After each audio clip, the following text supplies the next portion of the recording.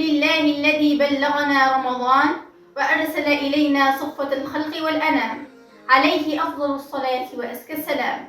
الحمد لله أن جعل لنا مواسما للطاعات ووهبنا منها النفحات، كل عام ونحن أقرب إلى الفردوس منالا. أما بعد، فالسلام عليكم ورحمة الله تعالى وبركاته. معكم الطالبة فناس وصال من قسم التميز أكاديمية الإتقان لتدريس القراءات وعلوم القرآن.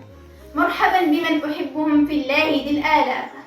هلموا هلموا وهاتوا آذانكم الصاغية وأرواحكم الساعية، لأهمس فيها وأحرك مكامن القوة في ضواحيها، ليس لأثبت أنني الأفضل، بل لإيصال فكرة تحت شعار إنها تناديك، فما أنت قائل لها؟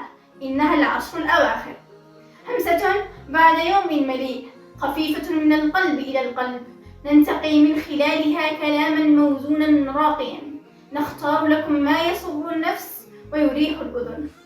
العشر الأواخر من رمضان قد أقبلت وهي تقول: أنا خلاصة رمضان وزبدة رمضان. العشر الأواخر تقول: ضاعفوا الاجتهاد هذه الليالي وأكثروا من الذكر. العشر الأواخر تقول: اطلبوا تلك الليلة الزاهية، تلك الليلة البهية، ليلة العتق والمباهات، ليلة القدر.